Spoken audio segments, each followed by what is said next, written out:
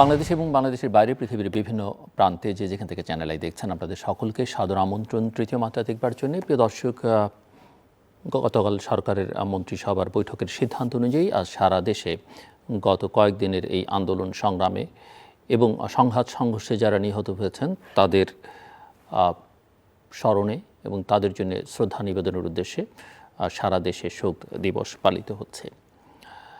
এবং আপনারা জানেন যে ছাত্রদের আন্দোলন এর কর্মসূচি গতকালও ছিল। তারা গতকাল সারা দেশে বিক্ষোভ কর্মসূচির ঘোষণা দিয়েছিলেন। সারা দেশের বিভিন্ন প্রান্তে তারা সেই চেষ্টাটা করেছেন। অধিকাংশ ক্ষেত্রেই আইন শৃঙ্খলা রক্ষাকারী বাহিনীর কারণে তারা সেই জায়গায় সফল হননি। ডিবির নিয়ন্ত্রণে থাকা 6 সমন্বয়ক আন্দোলনের কর্মসূচি প্রত্যাহারের ঘোষণা দিয়েছিলেন তার আগের রাতেই, কিন্তু অন্যান্য সমন্বয়করা জানিয়েছেন যে তাদের আন্দোলন অব্যাহত থাকবে। আমরা এও জানি যে বাংলাদেশের ৭৪ জন বিশিষ্ট জন একটি বিবৃতি দিয়ে তারা জাতিসংঘের তত্ত্বাবধানে বা আন্তর্জাতিক তত্ত্বাবধানে এই সংকটের সমাধানের জন্য গত কয়েকদিনের ঘটে যাওয়া ঘটনাবলী, বিশেষ করে হত্যাযজ্ঞ এবং ধ্বংসযজ্ঞের তদন্ত দাবি করেছেন এবং বেশ কিছু দাবি তারা সরকারের উদ্দেশ্যে রেখেছেন। 2 জন আইনজীবীর এটি রিটের প্রেক্ষিতে, অর্থাৎ এই সমন্বয়কদের মুক্তি এবং অন্যান্য বিষয় নিয়ে একটি রিটের প্রেক্ষিতে আদালত কালকে শুনানির সময় যেটা বলেছে সেটা হচ্ছে যে গ্রেফতার করে এই ভাত খাওয়ানোর মশকরাটা বাদ দিতে হবে। কেন, কার উদ্দেশ্যে, কাদের উদ্দেশ্যে সেটা বলা হচ্ছে সেটা সহজেই অনুমেয়। কিন্তু মূল প্রশ্ন জনমনে এখনও যেটা, এক ধরনের থমথমে ভাব আছে, এখনও শিথিল অবস্থায় থাকলেও কারফিউ আছে।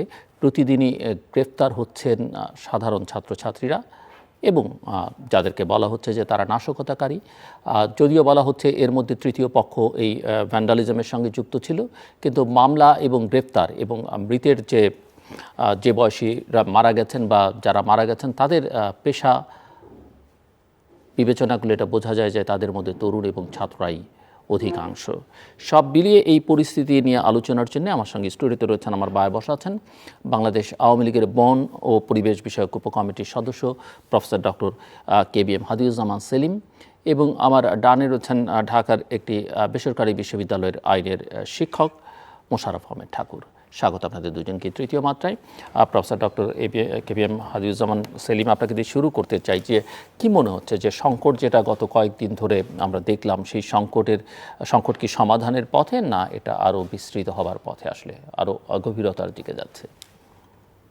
আপনি জানেন গতকাল সমন্বয়ক যারা ছিলেন তারা ডিবি অফিসে ওনাকে গ্রেপ্তার করে আনা হয়নি ঠিক, ডিবি অফিসে আমন্ত্রণ জানিয়ে আনার পরে যে কথাবার্তা হয়েছে, হসপিটাল থেকে তুলে আনা হয়েছে, হসপিটাল থেকে আনা হয়েছে, বাট অ্যারেস্টেড অবস্থায় কিন্তু ওনারা আসেন নাই। মানে কি জন্য আনা হয়েছে সেটাও বলা হয়নি। পরে রাতে বলা হয়েছে যে তাদের নিরাপত্তার জন্য নিয়ে আসা, নিরাপত্তার জন্য। কিন্তু যখন আনা হয়েছে তখন ছিল নিরাপত্তার জন্য, তাদের ওনার নিরাপত্তা বিঘ্নিত হতে পারে সেই ভয়ে আশঙ্কার কারণে ওনাদেরকে ডিবি অফিসে আনা হয়েছিল। ওনারা কিন্তু ডিবি অফিসে এসে বিবৃতি দিয়ে গিয়েছেন যে আপনারা তাদের আন্দোলন তারা প্রত্যাহার করে নিয়েছে, এটা ছিল তাদের সার্বিক। কিন্তু আরও যে এনাদের পরবর্তীতে আরও সমন্বয়ক রয়েছে সেটা আমাদের গোচরীভূত ছিল না। কিন্তু ডে বাই ডে যদি এরকম আপনার সমন্বয়কের সংখ্যা বৃদ্ধি পায়, কয়েকদিন ধরে 65 জন সমন্বয়ক তারা বিবৃতি দিচ্ছেন, তারা যৌথভাবে, কখনো 52 জন, কখনো 6 জন, এইভাবেই তো চলছে। এটা আসলে আপনার নির্দিষ্ট কোনো সংখ্যা না।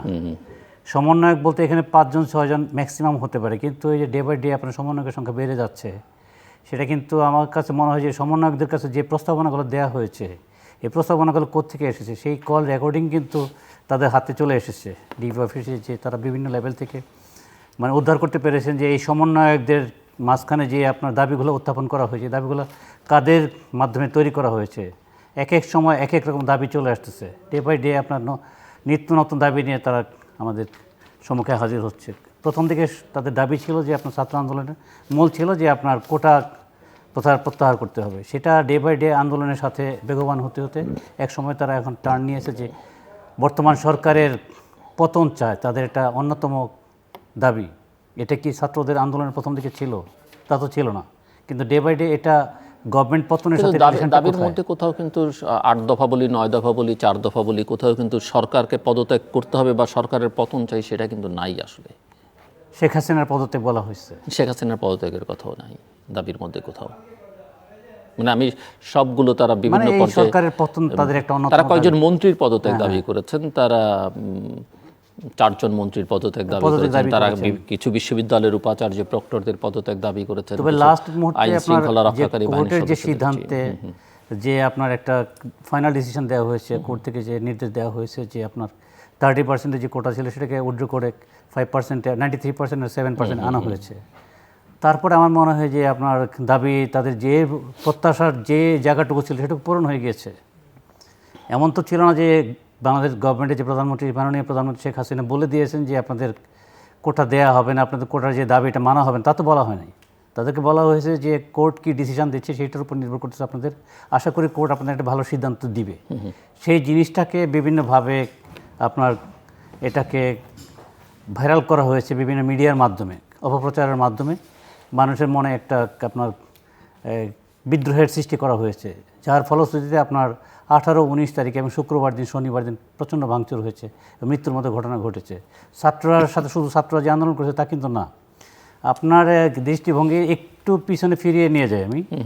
পলিটিক্যাল ইনভলভমেন্ট এই ছাত্র আন্দোলনের সাথে ছিল এই কারণে, এটা তো তদন্তের অধীনে আছে বর্তমানে যে কীভাবে এটা এই রকম একটা পলিটিক্যাল কালারাইজেশন হয়ে গেছে। তৃতীয় পার্টি যেমন আপনার ধরেন বিএনপি এবং জামাতকে দোষারোপ করা হচ্ছে যে তারা এটার সাথে ওতপ্রোতভাবে জড়িত ছিল। প্রত্যক্ষদর্শী হিসাবে আমি বলতে চাই যে আমার বাড়ি ময়মনসিংহ থেকে যারা টপ ক্লাসেস আপনার ছাত্রদলের লিডার ছিল তারা কিন্তু প্রায় 2 সপ্তাহ আগে ঢাকায় চলে এসেছে এই আন্দোলন চলাকালীন সময়। তার মানে তাদের প্রচ্ছন্ন একটা ইশারা ছিল বা ইঙ্গিত ছিল যে তাদেরকে জড়ো হইতে হবে ঢাকায় এবং ঢাকাকে কেন্দ্রিক আন্দোলনকে বেগবান করতে হবে। বেগবান করে যে ঢাকাকে যদি আপনার মোটামুটি আপনি ছাত্র দলকে বা দোষারোপ করতেছি, আমি দোষারোপ না, আমি বলছি আপনি তাদেরকে এতটা স্মার্ট ভাবেন বা এতটা এটা সক্ষম আমি ভাবেন। যাদেরকে ব্যক্তিগতভাবে চিনি, ছাত্র দলের সাথে যারা প্রত্যক্ষভাবে জড়িত, ছাত্র দলের পলিটিক্সের সাথে, আমি যেহেতু ময়মনসিংহ মেডিকেল কলেজ ছাত্রলীগের প্রেসিডেন্ট ছিলাম, ওখানকার পলিটিক্সের সাথে আমি ওতপ্রোতভাবে জড়িত ছিলাম, তাদেরকে প্রত্যক্ষ সরাসরি আমি চিনি এবং তারা সরাসরি ঢাকায় এসেছে আমার জানা মতে। কিন্তু জামাত শিবিরে যারা নেতৃস্থানীয় ছিল তাদেরকে আমি সেই পরিমাণ চিনি না, জানি না ময়মনসিংহের যারা। কাজে আমার মনে হয় সারা দেশ থেকে এইভাবে জাতীয়তাবাদী ছাত্রদল বা জামাত শিবিরের লোকজন ঢাকায় সমাগত করা হয়েছে এই ছাত্র আন্দোলনের সাথে শরিক হয়ে যেন তারা আপনার গুপ্ত হত্যার মতো বিভিন্ন রকম ঘটনা ঘটাতে পারে, সেই উদ্দেশ্যে তাকে আনা হয়েছে। শুধুমাত্র ছাত্রদের আন্দোলনের রূপটা প্রথম দিকে যেরকম ছিল, তারা ক্লাস বর্জন করতেছিল, it's a very good decision. Class বর্জন করবে এটাই আন্দোলন, ছাত্রদের আন্দোলন একটা অন্যতম আপনার পন্থা হওয়া উচিত। ক্লাস বর্জন আজকে করবে কালকে করবে, তারপর কিন্তু আন্দোলনের আলটিমেট হয়েছে তারা রাস্তা ব্যারিকেড করছে, রাস্তা ভাঙচুর করছে। যখন আপনি পার্টি ক্ষমতায় আসেন, আপনার পার্টির লোকজন তো একটু ডিফেন্ড করতে চাইতেই পারে যে এরকম ভাঙচুর করতেছে, এরা কেন এগুলো করতেছে। তাদের জন্য একটা প্রতিরোধ গভর্নমেন্টের পক্ষ থেকে করতে পারে, সরকারি যে ছাত্র সংগঠন তারাও করতে পারে। এটা একেবারে যে আপনার নির্দেশিত হয়ে আসতে হবে তা তো না, কেন্দ্রীয়ভাবে নির্দেশনা নিয়ে যে এসে মারামারি করতে তা তো না। এটা অনেকটা যে হ্যাঁ ঠিক আছে ওরা এরকম করতেছে, এটাকে প্রতিরোধ করতে ঠেকাইতে হবে, সেই সেন্স থেকেই কিন্তু আসা। পরবর্তীতে মাননীয় প্রধানমন্ত্রী যে বক্তৃতা দিয়েছেন সেটা যে একেবারে এরকমভাবে ভাইরাল করা হয়েছে জিনিসটাকে, যে মাননীয় প্রধানমন্ত্রী এই কোটা প্রথার যে আন্দোলন চলতেছে এটা বিরোধী। উনি কি এটা বিরোধী নাকি? এটা তো সেই কবে থেকে আপনার হয়ে আসছে যে এটা আপনার কোর্টের হাইকোর্টের ডিসিশনের অধীন ছিল।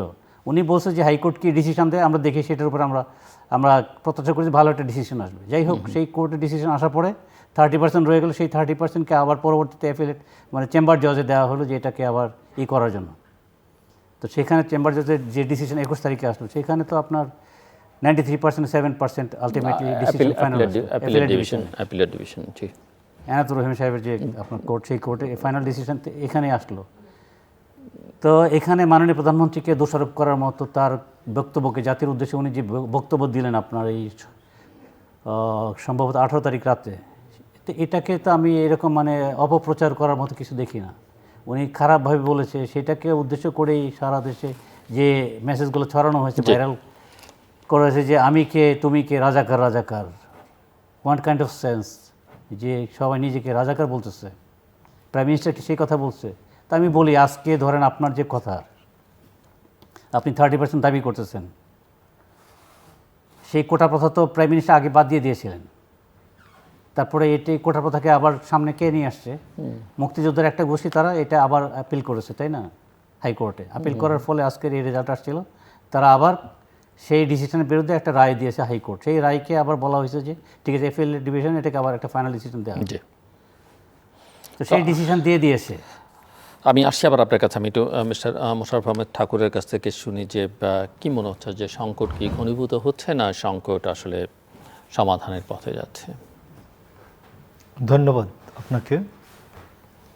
বাংলাদেশে টকশো উপস্থাপনার প্রতিকৃতি হিসাবেই আপনাকে আমরা চিনি, জিল্লুর রহমান, আপনার দর্শক শ্রোতা, অপর বিজ্ঞ আলোচক।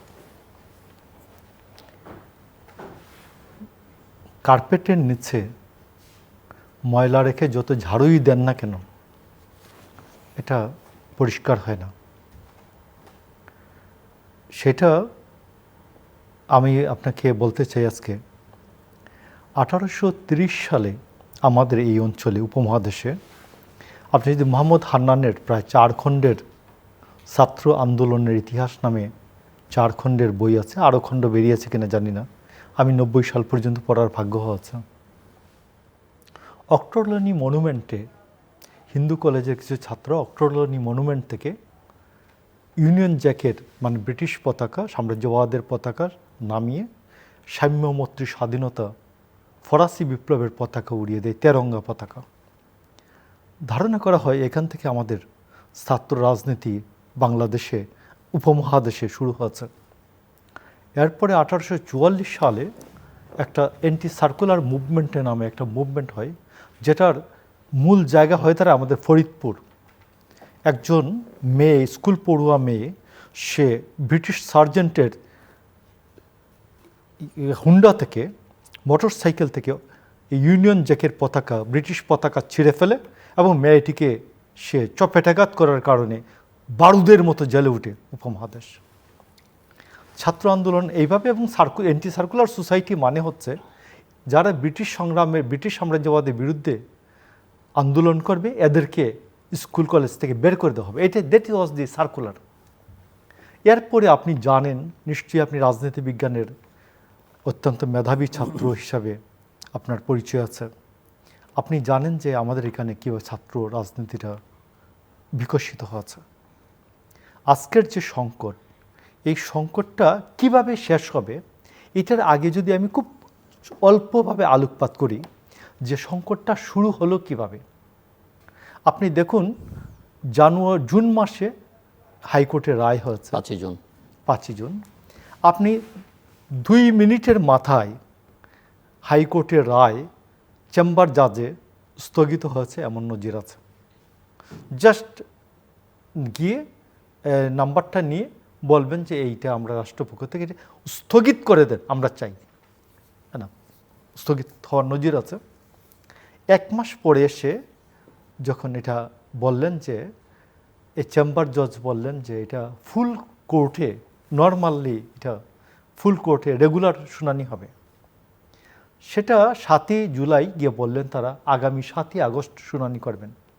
তার আগে যদি আপনি দেখেন যে ময়মনসিংহ অঞ্চল কথা তো উনি বলেছেন, জনাব আখলাক হাসান এমপি সাহেবের ছেলে, আমাদের স্বনামধন্য প্রধান বিচারপতি, তিনি বললেন যে ছাত্ররা ইয়াতে ফেরত যাও, ক্লাসে ফেরত যাও, আমরা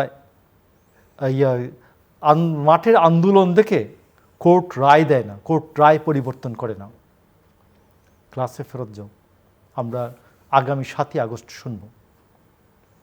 এবং তারপরে আপনি আরও ঘটনাবলী দেখবেন যে বলছেন দ্বিচারিতা কোথায়, ছাত্রদের আস্থা, রাষ্ট্রই কিন্তু ঠিকই আছে আস্থার উপর, রাষ্ট্র আস্থার যে কন্ট্রাক্ট, আস্থার যে কন্ট্রাক্ট, এইটার উপর রাষ্ট্র কিন্তু, আপনি তো রাজনীতি বিজ্ঞানের ছাত্র, আপনি আপনার কাছ থেকে তো আমরা শিখব রীতিমতো যে আস্থা এবং চুক্তি এই দুইটাই হচ্ছে রাষ্ট্র ভিত্তি।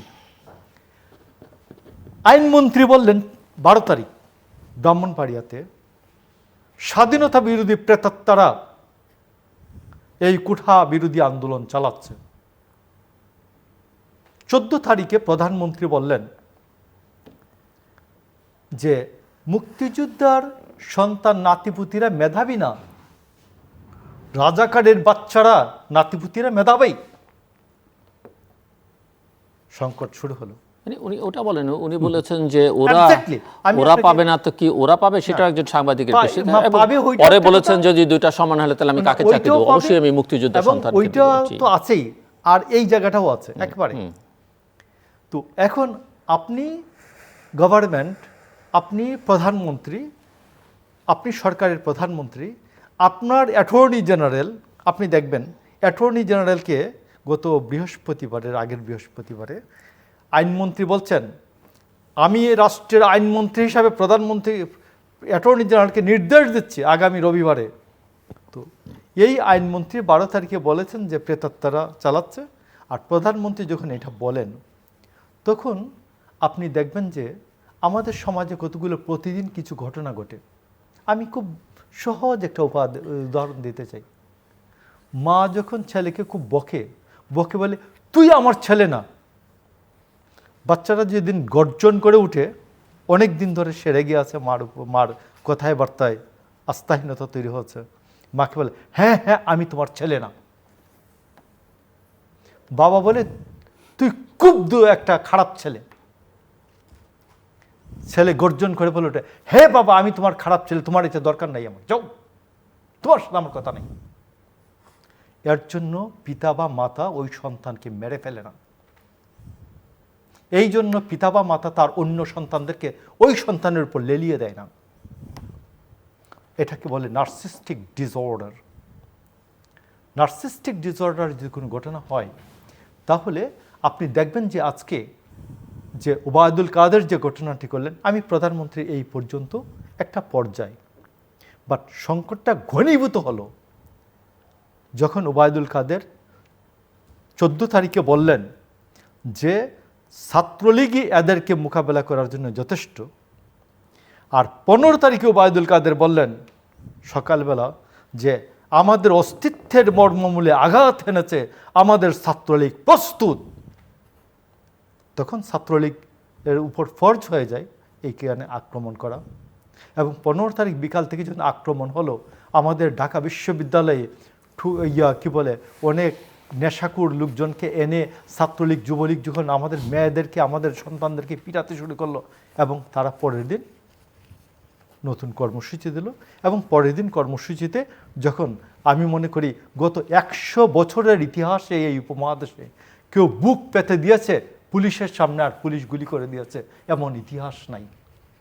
1830 সালের ছাত্র আন্দোলনে, মানে 194 বছরের ছাত্র আন্দোলনের ইতিহাস আমি গত 7 দিন তন্ন তন্ন করে দেখেছি কোনো ঘটনা আছে কিনা, নাই। 194 বছরের ইতিহাসে নাই। তো এই যে ঘটনাটি ঘটালেন, ঘটিয়ে আজকে শোক দিবস পালন করতে আসছেন। শেখ হাসিনা অত্যন্ত ভাগ্যবান যে তার পরিবার, তার সন্তান, তার পরিবারের স্বজনদের হত্যা যারা করেছে, সেই মুশতাক বা তার পরিবারের হত্যার সাথে যারা দায়ী তাদের সাথে তিনি কুলাকুলি করতে হয় নাই, তাদেরকে জড়িয়ে ধরতে হয় নাই। আমি আপনাকে বলি যে আজকে এই সরকার, ওবায়দুল কাদের গতকাল বলেছেন যে কারফিউ না দিলে গণভবন দখল হয়ে যেত, কারফিউ দিয়ে গণভবন রক্ষা করেছেন।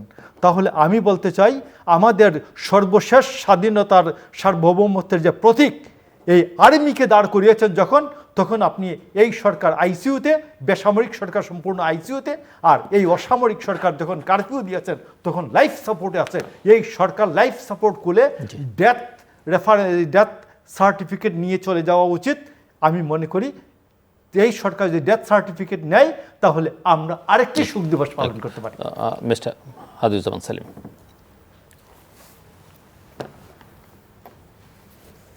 এখন রাষ্ট্রের যখন একটা ক্রান্তি লগ্নে পুলিশ বাহিনী বলেন, আর্মি বলেন, যে একটা আপনার ইনভলভমেন্ট, এই যে একটা অরাজকতা অবস্থা, সেরকম একটা সিচুয়েশনে সেনাবাহিনী ডিপ্লয় করা, এটাকে আইসিইউর সাথে তুলনা করলে তো হবে না। আইসিইউ একটা ভিন্ন ডক্টর আছে এখানে।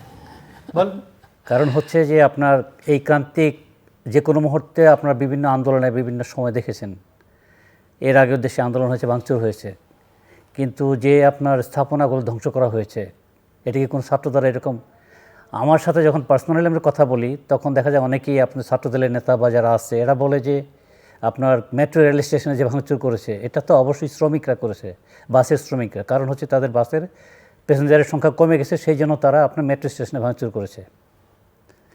সেতু ভবনে ভাঙচুর করেছে কারা? শ্রমিকরা ভাঙচুর করেছে। ওখানে কি আপনার যারা আপনার এই পর্যন্ত অ্যারেস্ট হয়েছে আপনি দেখেন নাই? এখানে ছাত্রদলের নেতা বা শিবিরের নেতা চিহ্নিত সন্ত্রাসী এখানে ইনভলভমেন্ট ছিল তাদের, এটা অস্বীকার করতে পারবেন আপনি? কিন্তু অ্যারেস্ট হওয়া দিয়ে কি প্রমাণ করা যায় যে সে না, তাদের অপরাধী? ফুটেজ ছিল, footage already been prove that এই ছেলেটা ওইখানে ইনভলভ ছিল। তাদের ছাত্রদলের সাথে সরাসরি ইনভলভমেন্ট আছে, জাতীয় ছাত্রদলের সাথে ইনভলভমেন্ট আছে, তারা এই ভাঙচুরে সরাসরি অংশগ্রহণ করেছে। এখন ব্লেম দিচ্ছে যে আপনার এই ভাঙচুর করেছে আপনার বাস শ্রমিক মালিক বা এদের কর্মচারীরা, যেহেতু বাসে সেই পরিমাণ প্যাসেঞ্জার হচ্ছে না, মেট্রো স্টেশনে সব প্যাসেঞ্জার যাচ্ছে। দেশটা তো আমার আপনার দেশ, শেখ হাসিনার দেশ বা খালেদা জিয়ার দেশ না শুধু। আমার দেশের জনগণের টাকায় এই সমস্ত সম্পদ করা হয়েছে, আমরা এগুলো কেন ভাঙচুর করতে যাব? কী লাভ আমার? আপনি বলেন এই সেই সমস্ত জিনিস যদি ঠেকানোর জন্য আপনার এখানে আপনার সেনাবাহিনী নামানো হয়ে থাকে, সেটা কি আমাদের আইসিইউতে যাওয়ার সমতুল্য হয়? এটা কি মানবেন আপনি? সিচুয়েশন হইতে পারে, মুভমেন্ট হইতে পারে, আন্দোলন হইতে পারে, বিভিন্ন দাবির পরিপ্রেক্ষিতে আন্দোলন আসবে, গণ্ডগোল আসবে দেশে। সেই জন্য কি আমরা দেশে পুলিশ বা সেনাবাহিনী ডিপ্লয় করতে পারবো না? অবশ্যই করা উচিত এবং করা হয়েছে। যদি ওই মুহূর্তে আর্মি ডিপ্লয় করা না হইতো, সেক্ষেত্রে ভাঙচুরের মাত্রাটা কোন লেভেলে যাইতে পারত? সরকারি স্থাপনাগুলো ভাঙচুর করা হয়েছে, এগুলো কি কোন শুভলক্ষণ? এই ছাত্ররা কি ভাঙচুর করেছে আপনি বলতে পারবেন বুকে হাত দিয়ে যে এই সমস্ত শুধুমাত্র এই আপনার কোমল প্রাণ এই আপনার ছোটো ছাত্রগুলা এই সমস্ত ভাঙচুরের সাথে ইনভলভমেন্ট ছিল? কিন্তু এই ছাত্রদের বিরুদ্ধে তো মামলা দেওয়া হচ্ছে কেন, তাদেরকে গ্রেপ্তার করা হচ্ছে কেন? সাধারণ ছাত্রদের, সাধারণ ছাত্র বলতে আপনার ছাত্রের মধ্যে তো শুধুমাত্র যে আপনার সমস্ত ছাত্রই কোমলমতি ছাত্র তা তো না, তাদের সাংগঠনিক ইনভলভমেন্ট রয়েছে। কেউ কেউ ছাত্র দলের সাথে অথবা কেউ ছাত্র শিবিরের সাথে সরাসরি ইনভলভমেন্ট আছে। তারা প্রত্যক্ষ বা পরোক্ষভাবে এই আন্দোলনকে বেগবান করার জন্য এই কোমলমতি শিশুদেরকে তাদের সাথে এটা আপনার অংশগ্রহণ করে এই আন্দোলনটাকে বেগবান করার জন্য চেষ্টা করছে বিভিন্নভাবে। এখানে রয়েছে ইনভলভ রয়েছে আপনার যারা এবং এই যে 18 সালে আন্দোলনে যারা আপনি ছিলেন, কোমলমতি বলছেন, এই যে গুলিতে যারা মারা গেল সেই সংখ্যাও তো কোমলমতিদের, প্রায় অধিকাংশ কোমলমতিরাই মারা গেলেন, বেশিরভাগ। এদেরকে সামনে লেলিয়ে দিয়ে আমি সরকারের লোকজন বলছে যে তারা ছাত্ররা এই ভ্যান্ডালিজমের সঙ্গে যুক্ত ছিল না, কিন্তু গুলিতে মারা গেল তারা। অপরাধী নাশকতা যারা করেছে বলা হচ্ছে তারা কেউ গুলিতে মারা গেল। ছোট্ট একটা ঘটনা বলি, আমি এটাকে অনেকটা গুপ্ত হত্যার সাথে আমি এই কারণে মিলাই, আমার ছোট মানে ক্ষুদ্র মস্তিষ্কের কিছু অ্যানালাইসিস দিয়ে বলি। আমি ঘটনার দিন বৃহস্পতিবার দিন আমি উত্তরায় আমার চেম্বার, ওখানে গেলাম। ওই আমার চেম্বারের সামনে রাস্তায় প্রচণ্ড গণ্ডগোল, মারামারি, পুলিশের সাথে ধাওয়া, হামলা, পাল্টা ধাওয়া চলতেছে। এর মধ্যে দেখলাম যে গুলি যদি পুলিশ করে থাকে তার বুকে গুলি লাগতে পারে বা পেটে লাগতে পারে। সেই পেশেন্ট আমি হসপিটাল গিয়ে নিজে ভিজিটে গিয়ে দেখলাম যে গুলি লেগেছে আপনার পিছনে, সাইডে লেগেছে, পিঠে লেগেছে। তার মানে কি আপনার পুলিশের গুলিতে তারা যদি সম্মুখ যদি মারামারি করে থাকে, গোলাগুলি করে থাকে, তার গুলি লাগার কথা পেটে বা তার বুকে লাগার কথা, সেই গুলি পিছনে কেন লাগবে? সেই ক্ষেত্রে আমার একটা প্রশ্ন থাকে, এখানে আপনার অন্তরালের থেকে জামাত শিবিরের ক্যাডাররা গুপ্ত হত্যার সাথে অন্তর্ভুক্ত ছিল। পুলিশ যদি গুলি করে লাগাতার হয়তো 4-5টা ডেড বডি একসাথে পড়ে যাওয়ার কথা, আমরা দেখলাম একটা রেগুলার ইন্টারভেলে 5 থেকে 7 মিনিট, 10 মিনিট, 15 মিনিট পর। যেমনটা উনি আবু সাইদের কথা উল্লেখ করলেন, আমরা তো এটাও দেখলাম যে কেউ নাই, হাতে একটা জাস্ট হালকা লাঠি, তাকে তো কোনো কারণ ছাড়া প্রকাশ্যে গুলি করে মারা হলো, সেটাও তো দেখলাম আমরা। পুলিশই গুলি করলো। এই যে প্রথম যে আপনার এটাও তো আপনি দেখছেন যে এই লোকটা তাকে গুলি করছে। এখানে ভিডিও ফুটেজে যেটুকু এসছে আমি দেখলাম যে এই লোকটা বন্দুক তাক করতেছে, তারপরে যে গুলি করছে সেই গুলি খেয়ে যে সাইদ পড়ে গেছে সেটা কিন্তু এভিডেন্ট না। একদিকে দেখতে বন্দুক তাক করতেছে আর ওটা দেখে আবু সাইদকে দেখাচ্ছে সে লাঠি দিয়ে ঠেকাচ্ছে, ইট পাটকেল ঠেকাচ্ছে। এক পর্যায়ে দেখলাম যে সে একটু দুর্বল হয়ে পড়ে গেছে, কিন্তু গুলি লাগছে সেটা কি আপনি দেখছেন? ওই লোকটা ট্রিগার চাপার ফলে যে সে ওই মুহূর্তে উঠে পড়ে গেছে, সেটা যদি না হয় তাহলে ইনডিরেক্ট এভিডেন্স। তাহলে তাকে ক্লোজ করা হলো কেন যদি পুলিশ যদি গুলি না করে থাকে? এটা তো এখন যে অপপ্রচার হয়েছে তার বিরুদ্ধে সে গুলি করে মেরেছে, এই যে ভাইরাল হয়েছে, এখন তার লাইফ সেভিং, লাইফ এন্ডেঞ্জার, সে তো বিপদের সম্মুখীন, যে কোনো সময় অন্য কারো আক্রান্ত হওয়ার সম্ভাবনা খুব বেশি। তার পার্সোনাল লাইফের সেফটির কারণে তাকে ক্লোজ করা হয়েছে, আমি যেটা মনে করি। আমি নিজে এই ফুটেজটা বহুবার দেখেছি, বিশ্লেষণ করার চেষ্টা করেছি। তাকে যে গুলি করলো, গুলি করার সময় যে বন্দুকটা তাক করলো, ওনার ট্রিগার টিপার ফলেই যে আবু সাইদের গায়ে গুলি লাগলো, I am not sure. I might be যে এটা আপনার গুপ্ত হত্যা হতে পারে, পিছন থেকে কেউ গুলি করছে তাকে, সেটাও হতে পারে, শিওর না একেবারে। তবে হ্যাঁ, আমি এটা আপনাকে আবার আমি আমার কনফেস করি যেহেতু সবগুলা হত্যারই আপনার তদন্ত হবে, বিচার হবে, সুষ্ঠু বিচার হবে, ফুটেজগুলো আরও সুন্দরভাবে অ্যানালাইসিস করা হবে, এটা প্রপারলি করা হোক।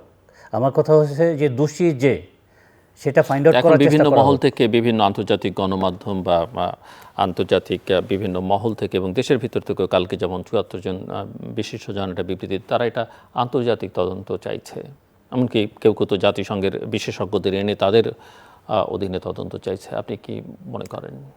আপনার অবগতির জন্য জানাচ্ছি যে 96-এ যখন বিএনপি গভর্নমেন্ট ফর্ম করলো আমাদের দেশে, 91-এ নির্বাচন হয়েছিল, কিন্তু একেবারে আপনার নির্ভেজাল একটা আন্দোলনের পরে, এরশাদ গভর্নমেন্ট পতনের পর যে নির্বাচন হলো তত্ত্বাবধায়ক গভর্নমেন্টের আন্ডারে, হওয়ার পরে আওয়ামী লীগ, আমরা যারা রয়েছি সাধারণ আমজনতা কিন্তু বিএনপিকে ওয়েলকাম করে তাকে আপনার পার্লামেন্টে গেছে, তারা ক্ষমতায় গেছে, বসছে, গভর্নমেন্ট ফর্ম করেছে। তারপরে 96-এ যখন আপনার তারা গভর্নমেন্ট আবার নতুন ইলেকশন দিবে, তখন তারা কী পরিমাণ ভাঙচুর আন্দোলন করলো, বাইরের থেকে আপনার প্রতিনিধি আনলো, কমনওয়েলথের প্রতিনিধি আমাদের দেশে কি সেই আন্দোলন কোনো সলভ করতে পেরেছিল আমার মনে হয়?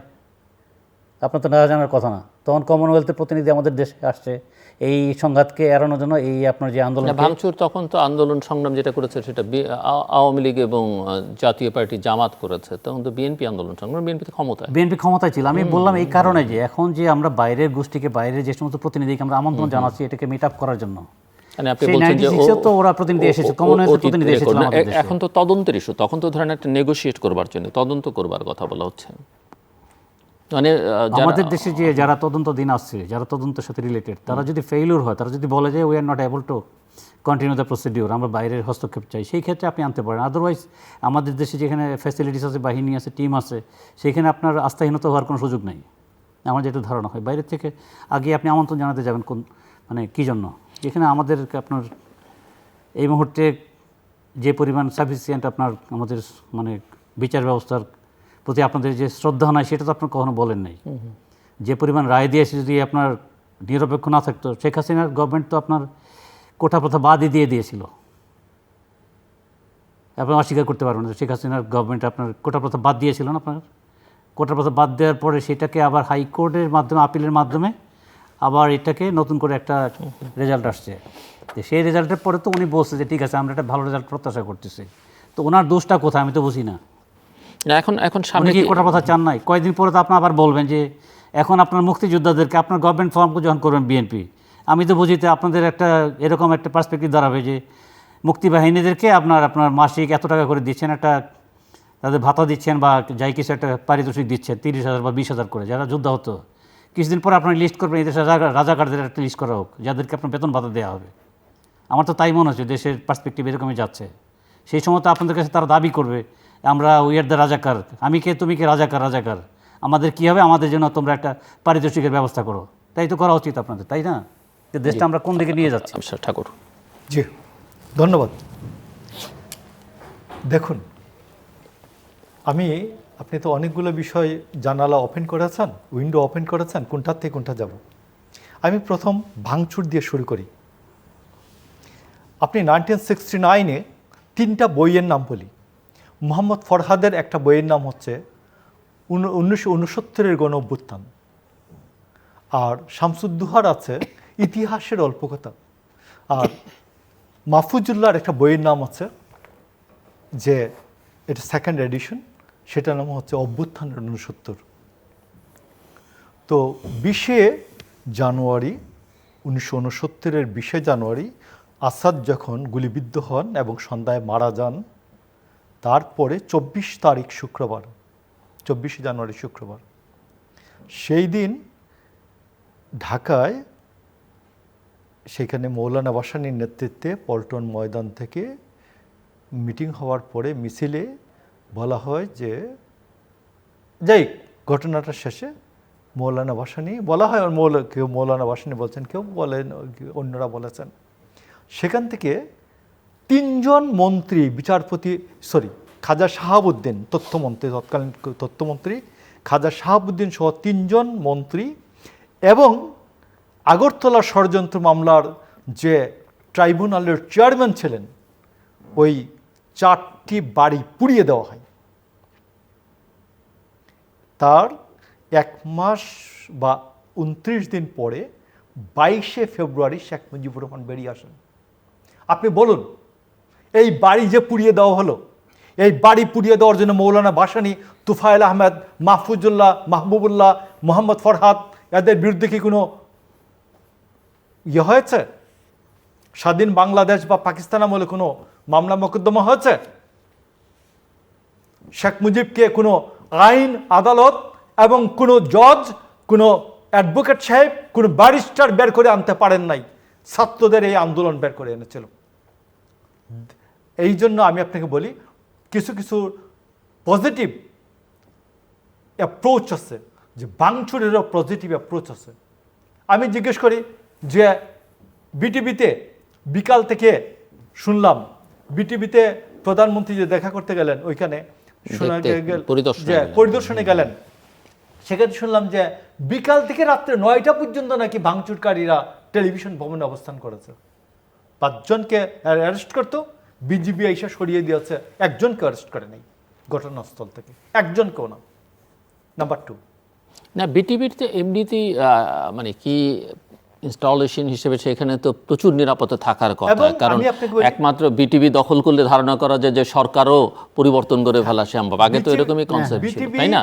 বিটিভি কেপিআই, কি পয়েন্ট ইনস্টলেশন, এখানে 50 থেকে 60 জন পুলিশ এমনি থাকে সব সময়, ছাদের উপরে থাকে, নানান জায়গায় থাকে। ধারণা করা হয় কোনো অভ্যুত্থান হলে, সরকার পরিবর্তন অভ্যুত্থান হলে প্রথম রেডিও এবং টেলিভিশন এবং সারা পৃথিবী জুড়ে তাই। হ্যাঁ, এবং এই কি পয়েন্ট ইনস্টলেশন প্রায় 5 ঘন্টা বিক্ষোভকারীদের দখলে ছিল। এটা আমার খুব সন্দেহ আছে এটা কি হয়েছে। সেতু ভবনে প্রথম দিন শুনলাম পুড়িয়েছে, কালকে থেকে শুনলাম যে ওরা বিক্ষোভকারীরা সকল নথিপত্র পুড়িয়ে দিয়েছে, পদ্মা সেতুর উমুক সেতুর উমুক প্রকল্পের নথি পুড়িয়ে দিয়েছে। আপনি নিশ্চয়ই মনে আছে 90 সালে এরশাদের পতনের পর মওদুদ আহমেদের বাড়ি ভাঙচুর হয়েছে, কিছু কিছু মন্ত্রীর ভাঙচুর হয়েছে। আপনি কি শুনেছেন এই 2-1টা চেয়ার টেবিল বাইরে এনে ছেলেফেলেরা বাইরে ভেঙে আগুন ধরিয়ে দেওয়া ছাড়া, বা কার্পেট বাইরে এনে আগুন ধরিয়ে দেওয়া ছাড়া আর কোন ঘটনা করছে? বিসির বাড়ি ভাঙচুর হয়েছে 2018 সালে, কোন নথিপত্র পুরা গিয়েছে? কোনোদিন হয়নি। আমি আপনাকে বলি এগুলো কেন হয়েছে, এটা তদন্তে বেরিয়ে আসবে, এই জন্য আন্তর্জাতিক তদন্ত প্রয়োজন।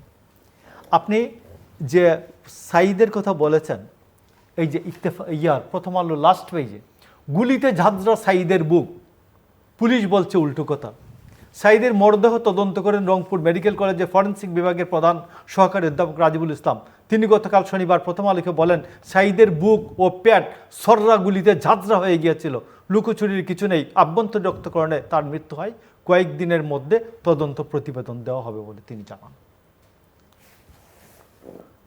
সাইদের এই জন্য বললাম যে প্রধানমন্ত্রী বা মন্ত্রী পরিষদ বলছে কালকে এই জন্য শোক হবে, আর এখনো বলছে যে বিক্ষোভকারীদের ইটের আঘাতে পুলিশ বলছে প্রধানমন্ত্রীর নেতৃত্বাধীন স্বরাষ্ট্রমন্ত্রী তো এখনো স্বরাষ্ট্রমন্ত্রী আছেন, তার নেতৃত্বাধীন পুলিশ বলছে যে বিক্ষোভকারীদের ইটের আঘাতে পুলিশ মারা গেছে, আবু সাইদ মারা গেছে। তো এই জন্য আমি আপনাকে বলছি যে দেখুন, আমি এই জায়গাতেও না থেকে আমি অন্য একটি জায়গায় যাই। বাংলাদেশ ইমেজ সংকটে পড়েছে কোথায়? আপনি দেখেছেন কিশোর ফাইয়াজ স্কুলের পোশাক পরা, কিশোর ফাইয়াজ গত পরশুদিন বা তার আগের দিন কিশোর ফাইয়াজকে পুলিশ হত্যা মামলায় 17 বছর বয়স, ইন্টারমিডিয়েট ফার্স্ট ইয়ারে পড়ে। তার পিতা কিশোর ফাইয়াজকে গ্রেফতার করার পর সিএমএম আদালতে, আমাদের সিএমএম কোর্টে সমস্ত ডকুমেন্ট, তার বার্থ সার্টিফিকেট, তার প্রাইমারি স্কুলের সার্টিফিকেট, তার হাই স্কুলের সার্টিফিকেট, তার এসএসসি সার্টিফিকেট, সব সার্টিফিকেট দিয়ে দেখিয়েছে তার বয়সটি 17। Question is that below or above 18, আপনি তো doctor, below 18 or above 18, if একদিন কম হয় এখানে বিলো 18, একদিন বেশি হয় অ্যাবাভ 18।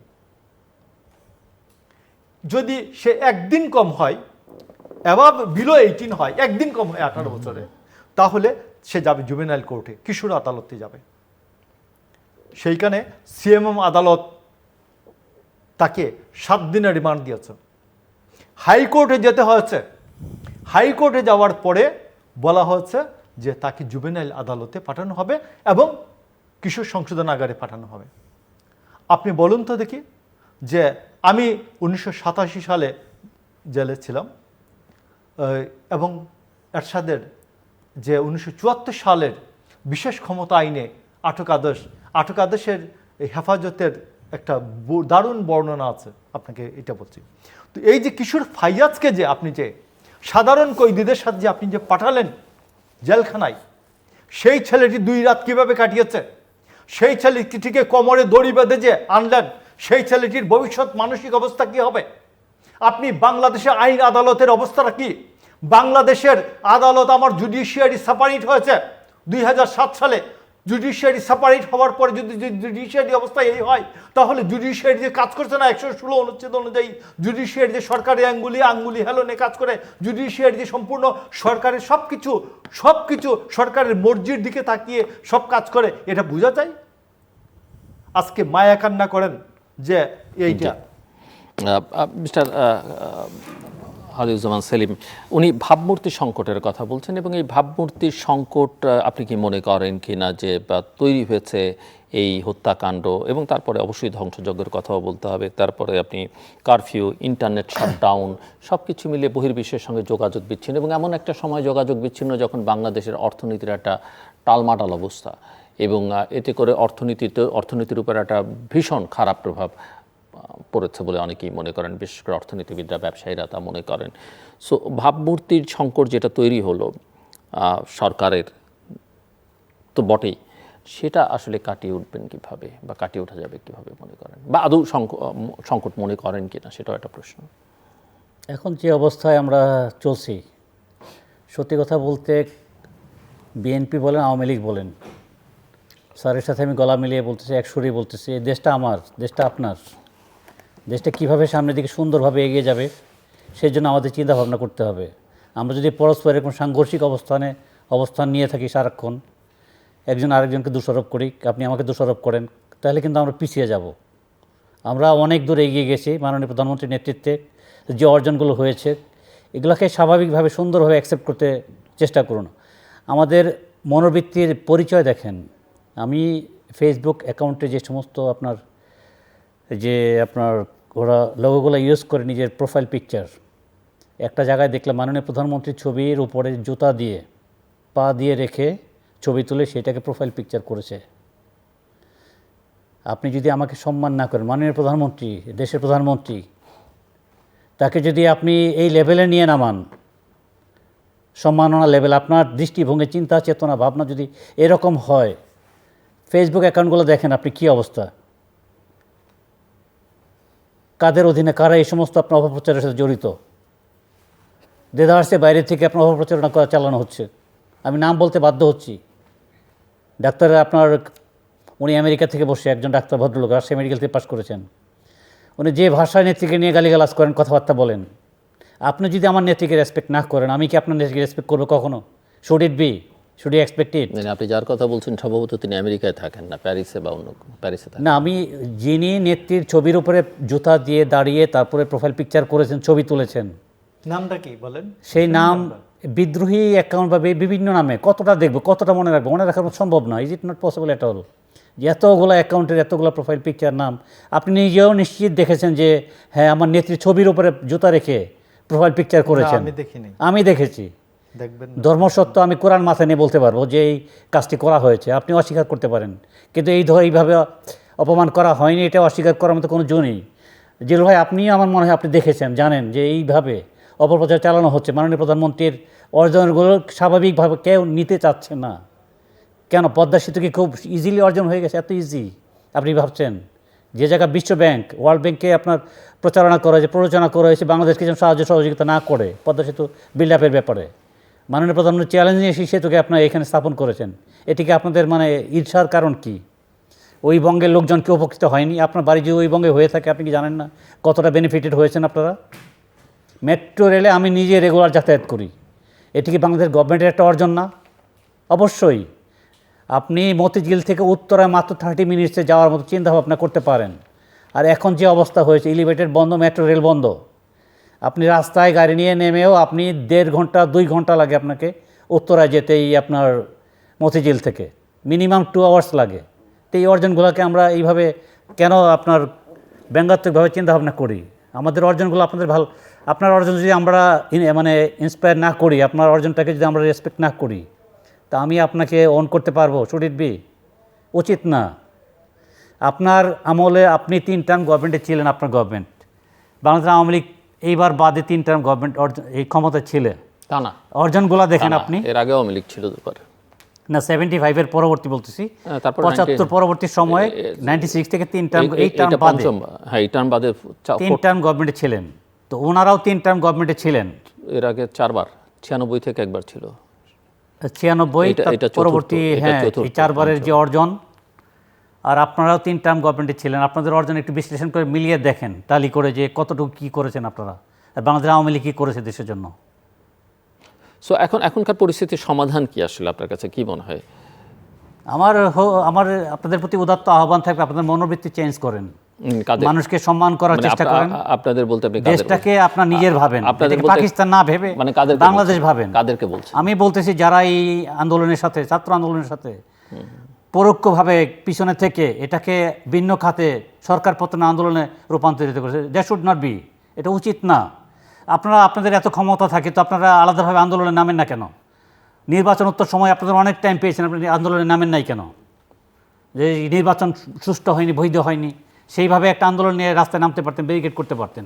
তো এই কোমলমতি ছাত্রদের সাথে কেন আপনার পিছপা হয়ে তাদের আন্দোলনের সাথে শরীর হয়ে সরকার পতন আন্দোলন আমার দরকারটা কি? আপনাদের পপুলারিটি আপনাদের সোনের কোটা চলে গেছে, তাই না? না হলে তো আপনার এই ছাত্র আন্দোলনের সাথে আপনার ঐক্য হওয়ার কথা না। কেন এদের সাথে কেন আপনারা ঐক্যবদ্ধ হয়েছেন? এটা কোনো যুক্তি আপনারা দাঁড় করাতে পারবেন যে এই কারণে আপনাদের সরকার পতনের আন্দোলন এখন দাঁড়িয়েছে, ছাত্রদের দাবি দেওয়া সব মানা শেষ, গভর্নমেন্ট মেনে নিয়েছে, এখন আপনার ওদেরকে পিছন থেকে ইন্সপায়ার করতেছেন, তোমরা বলো সরকারের পতন চাই, এই মন্ত্রীর পতন চাই, ওই মন্ত্রীর পতন চাই।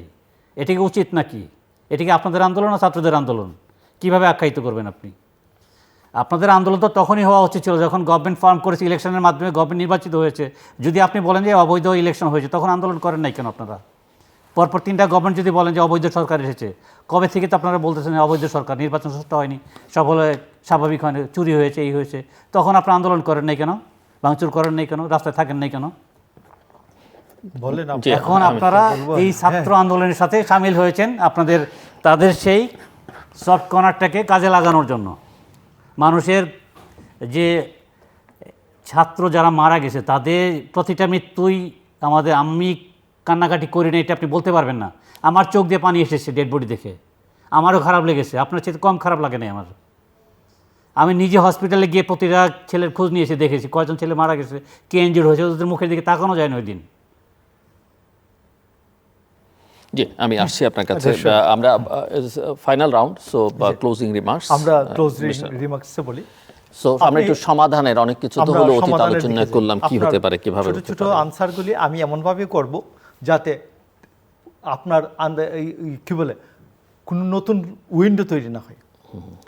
আপনার মনে আছে 1996 সালে দিনাজপুরে ইয়াসমিন নামে একজন মেয়ে পুলিশ দ্বারা ধর্ষিতা এবং মৃত্যুর মুখোমুখি হন, এবং সেখানে আওয়ামী লীগ একটি 1996 সালে যখন বিএনপি ক্ষমতায়, বুঝতে সুবিধা হবে ক্ষমতায়, তো তখন আওয়ামী লীগ এই আন্দোলনটাকে কেন্দ্র করে দিনাজপুরে প্রায় সমস্ত থানা পুড়িয়ে দেয়,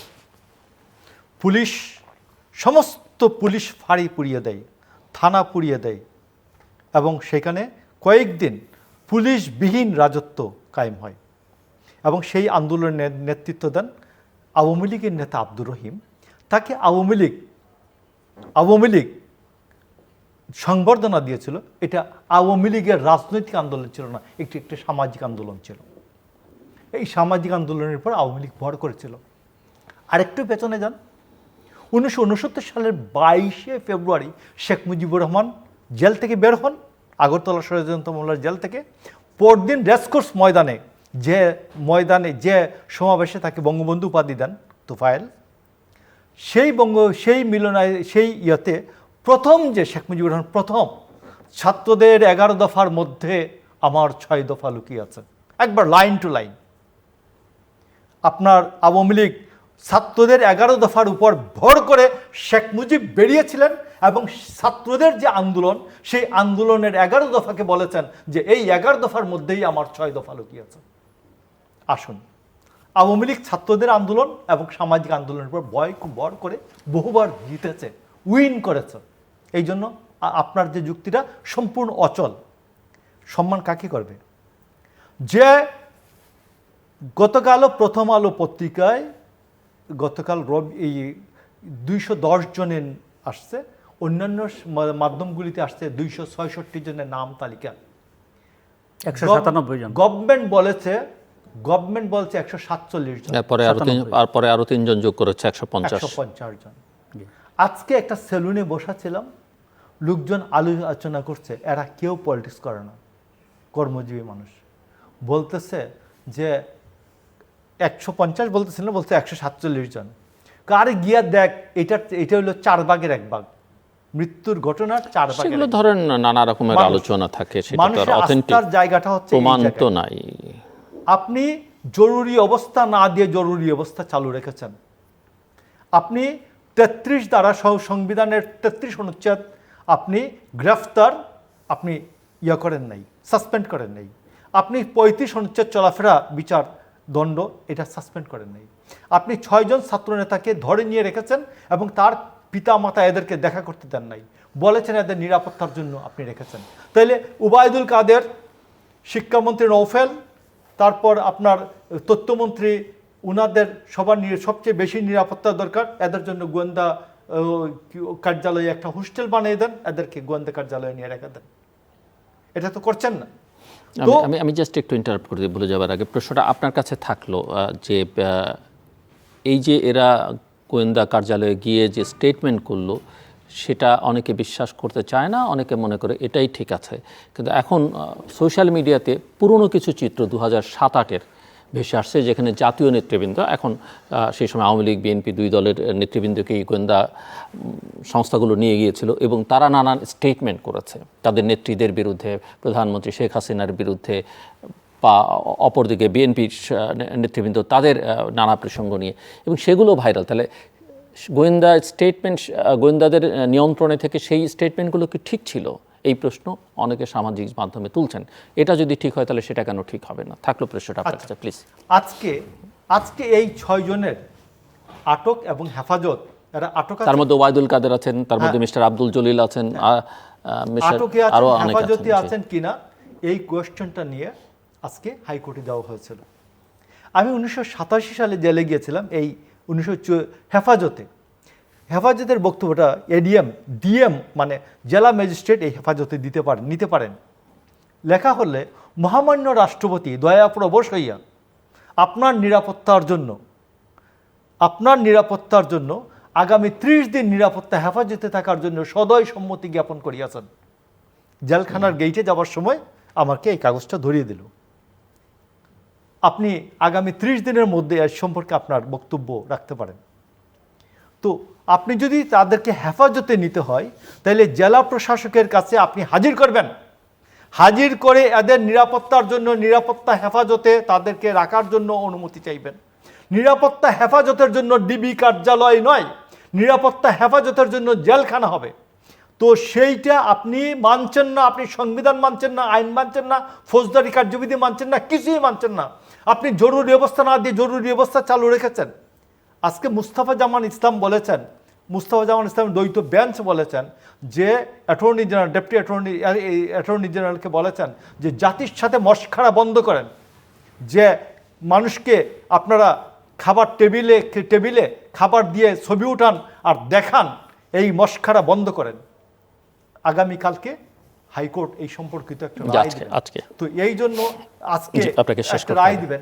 তো এই জন্য আমি বলছি যে হাইকোর্ট, আমার মনে হয় যে আমাদের সর্বশেষ যে আস্থার জায়গাটি হাইকোর্ট, এটা ধ্বংস করার ব্যবস্থা করবেন না।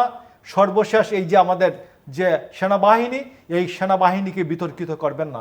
বিচার বিভাগকে অনেক বিতর্কিত করছেন, অন্তত হাইকোর্টটাকে রক্ষা করেন, এই সর্বশেষ আবেদন দেশবাসীর প্রতি। আপনারা সবাই এই জন্য এই সরকারকে প্রত্যাখ্যান করুন, আমাদের সেনাবাহিনীকে রক্ষা করুন, আমাদের বিচার বিভাগকে রক্ষা করুন। ধন্যবাদ প্রফেসর হাদিউজ্জামান সেলিম। কি ধন্যবাদ আপনাকে। বিগত সরকারে আপনাদের অনেক সরকার প্রধানই ছিলেন যাদের প্রতি জনগণের আস্থাহীনতা চরম। এমন কিছু করে দেখাইতে পারেন নাই আপনারা এই বাংলাদেশে যে লোকজন আপনাদের প্রতি আস্থা ফিরিয়ে আনার মতো। আস্থা এটুকু অর্জন করেছেন যে 96 গভর্নমেন্টে আসার পর যখন ক্ষমতা ছাড়বেন, আপনার 2091 আসার পর 96 আন্দোলন করেছেন, গণ্ডগোল করেছেন, ক্ষমতায় আসতে দিতে চান না আওয়ামী লীগকে। সুন্দর মতো একটা নির্বাচন অনুষ্ঠান করে সেটা করেননি আপনারা। প্রচণ্ড ভাঙচুর আন্দোলনের মুখে আপনারা ক্ষমতা ছাড়তে বাধ্য হয়েছেন। ঠিক আছে, ভালো কথা। Awami League government 96 government form করেছে। 2001 পর্যন্ত বাংলাদেশ আওয়ামী লীগ ক্ষমতা ছিলেন। সুন্দর মতো একটা 98-এর একটা প্রচণ্ড ভয়াবহ বন্যা মোকাবেলা করেছেন। 2 মাস দীর্ঘস্থায়ী বন্যা, আপনার মনে আছে কিনা আমি জানি না। দীর্ঘস্থায়ী বন্যা বাংলাদেশ ঢাকা শহর তলিয়ে গিয়েছিল। সেই বন্যার মতো বন্যা মোকাবেলা করে একটা সাকসেসফুল গভর্নমেন্ট মানে টেনিউর শেষ করে 2001-এ যখন একটা সুন্দর ইলেকশন, ফেয়ার ইলেকশন দিয়ে গভর্নমেন্ট আবার বিএনপিকে ক্ষমতায় বসিয়ে গেল। ভালো কথা। কোনো আন্দোলন প্রতিরোধ ঘটনা কিছুই ঘটনা আওয়ামী লীগ আমলে। কোনো ভাঙচুর, কোনো আপনার ব্যারিকেড টেরিকেড কিচ্ছু হয় নাই। আপনার মনে আছে কিনা 2001-এ বিএনপি সুন্দর মতো ক্ষমতায় বসতে পেরেছিল। আবার আপনারা আসলেন যখন নেক্সট গভর্নমেন্ট ফর্ম হবে, ইলেকশন হবে 2005 বা 2006-এ, তখন থেকে আপনারা আবার সেই একই রকম 96-এর মতো আন্দোলন গণ্ডগোল শুরু করলেন। সেই আজিজ সরকারের আপনার তত্ত্বাবধায়ক গভর্নমেন্ট ফর্ম করলেন আপনাদের নিজস্ব মন মতো, ঘরানা মতো। সেটার বিরুদ্ধে আবারও 3 বছর আন্দোলন হলো। 6, 7, 8 এসে নির্বাচন হলো। দেশের ভাঙচুর কম হয়নি। মানুষের এক্সপিরিয়েন্সের কোনো অভাব নেই। কি পরিমাণ ক্ষয়ক্ষতি এই দেশে আপনারা করেছেন ওই সময়টাতে 2টা আন্দোলনে। সরকার স্মুথলি কখন আপনারা গভর্নমেন্ট ছেড়ে যান নাই। নতুন একটা গভর্নমেন্ট ফর্ম করবেন, নতুন গভর্নমেন্টকে ইলেকশনের মাধ্যমে ক্ষমতা এনে দেবেন, সেই ধরনের কোনো ইচ্ছা বা মনোবৃত্তি আপনাদের ছিল না। 2টা গভর্নমেন্টে আমরা পরপর আমাদের কাছে পরিলক্ষিত হয়েছে এটাই। 91-এ আপনারা স্মুথলি আসছেন, 96-এ গণ্ডগোলের মাধ্যমে আওয়ামী লীগ ক্ষমতায় আসছে। আবার একইভাবে 2001-এ শেখ হাসিনার গভর্নমেন্ট সুন্দরভাবে আপনাদেরকে ক্ষমতা অধিষ্ঠিত করে গিয়েছে। জনগণের ম্যান্ডেট নিয়ে আপনারা এসেছেন। কিন্তু 2005-এ আপনারা কী শুরু করেছেন? আবার সেই একই ঘটনা, 96-এর ঘটনার পুনরাবৃত্তি ঘটিয়েছেন আপনারা। এটা অস্বীকার করার মতো কোনো জো নাই। তা আপনাদের উপরে জনগণ আস্থা আনবে কীভাবে? কোনো গভর্নমেন্টই তো আপনারা সুস্থ সুন্দর মতো আপনার চালিয়ে গিয়ে আর একটা নতুন গভর্নমেন্ট এই দেশে সুন্দর করে ফর্ম করতে পারেন নাই। কাজেই জনগণ আস্থাহীনতার কারণ আছে যে আপনার পরপর 2টা গভর্নমেন্টে যখন নতুন গভর্নমেন্ট ইলেকশন করবেন, আপনারা জনগণের সাথে বিশ্বাসঘাতকতা করেছেন, গণ্ডগোল করেছেন, দেশের লুটপাট সম্পত্তি ধ্বংস করেছেন, ভাঙচুর করেছেন। এখন আপনি আসছেন যে আবার নতুন একটা গভর্নমেন্ট, যেটা হচ্ছে এখন কোনোভাবেই আন্দোলন করে সুবিধা করা যাচ্ছে না, কারণ পিছনের ঘটনা তো আপনার খারাপ। লোকজন চায় না আপনার নতুনভাবে সরকার গঠন করেন, দেশে আবার প্রতিষ্ঠিত। কারণ আবার যখন আপনি ধরেন গভর্নমেন্টে আসলেন, গভর্নমেন্ট ফর্ম করলেন, আপনি কি আবার স্মুথলি ক্ষমতা ছাড়বেন? আমার মনে হয় না। বিগত ইতিহাস তা বলে না। আপনার স্মুথলি আবার ক্ষমতা থেকে যাবেন না। সে একই ঘটনার পুনরাবৃত্তি ঘটাবেন। সে একটা শঙ্কা জনগণের মনে রয়ে গেছে। এটিকে অস্বীকার করতে পারবেন আপনি? অস্বীকার করার কোনো জো নেই। আপনাদের পিছনের ঘটনা বলে যে আপনারা সুন্দরভাবে ক্ষমতা ছাড়েন নাই, কখনো স্মুথলি ছাড়েন নাই। আন্দোলনের তো সেরকম বাংলাদেশে আওয়ামী লীগ গভর্নমেন্ট ফর্ম করেছে, আপনারা সেরকম একটা আন্দোলন করে দেখাইতেন যে গভর্নমেন্ট ফর্ম আপনার গভর্নমেন্ট পতন ঘটাইতে পারতেছেন, পারেন নাই তো। ব্যর্থতা আপনাদের। এখন এই কোমলমতি ছাত্রদের সাথে তাদের আন্দোলনের সাথে আপনারা যোগ হয়ে পিছনের ঘটনাকে রেস্ট আনতেছেন যে পিছনে এরকম ছাত্রদের আন্দোলনের সাথে আওয়ামী লীগ মার্চ করে আবার তাদের মানে সেই স্বার্থ হাসিল করতে পেরেছিল। এটা কোনো এক্সাম্পল হয় না। তাদের আন্দোলন ছিল একটা কোটা আন্দোলন। তো আপনারা এই আন্দোলনের সাথে আরেকটা জুড়ে দেন না নতুন করে যে আমাদের রাজাকারদের বেতন ভাতা দিতে হবে। আমার তো মনে হয় এটা ভালো হয়। আর একটা অংশ জুড়ে দেন, সবচেয়ে ভালো হয়। আমি তো উত্তর দিতে পারবেন না। সময় শেষ। জি, আমরা শেষ করব। আমি 30 সেকেন্ড একটা ইনফরমেশন, 30 সেকেন্ডে, সেটা হচ্ছে যে গত 100 বছরের আদালতের ইতিহাসে উপমহাদেশে কারফিউর মধ্যে সুপ্রিম কোর্টের ফুল বেঞ্চ কোর্ট করেছে, এই ইতিহাস নাই। এই ফুল বেঞ্চের পেছনে আপনারা আশ্রয় নিয়েছেন। দর্শক, অনুষ্ঠানের শেষ প্রান্তে আমরা সামাজিক যোগাযোগ মাধ্যম ফেসবুক এবং এক্সে তৃতীয় মাত্রা লাইভ স্ট্রিম হচ্ছে আপনারা দেখতে পারেন, ইউটিউবে লাইভ হচ্ছে দেখতে পারেন, এবং টেলিভিশনের পর্দায় দেখতে না পারলে যে কোনো সময় যে কোনো স্থান থেকে ইউটিউবে তৃতীয় মাত্রা চ্যানেলটি সাবস্ক্রাইব করি পুরনো পর্বগুলো আপনারা দেখতে পারেন। মিস্টার মোশাররফ আহমেদ ঠাকুর এবং প্রফেসর ডক্টর কে.বি.এম. হাদিউজ্জামান সেলিম, অসংখ্য ধন্যবাদ এই আলোচনা অংশ নেওয়ার জন্য। দর্শক, সংকট যেটা আছে আপাত দৃষ্টি পরিস্থিতি শান্ত, কিন্তু সংকট যে শেষ হচ্ছে সেটা অনেকেই মনে করেন না। আস্থার সংকট আছে, আরও নানা রকমের সংকট আছে। বাংলাদেশে প্রতিষ্ঠানগুলো সেই অর্থে ফাংশন করে না, প্রতিষ্ঠানগুলোর উপরও মানুষের আস্থার সংকট। কাজে আমরা যেন কোনো প্রতিষ্ঠানকে বিতর্কিত না করি, যেটুকু আছে ধ্বংসাবশেষ সেগুলোকে যেন পুনর্গঠন করবার চেষ্টা করি আস্থার দিক থেকে, অন্যান্য শক্তি বাড়াবার দিক থেকে।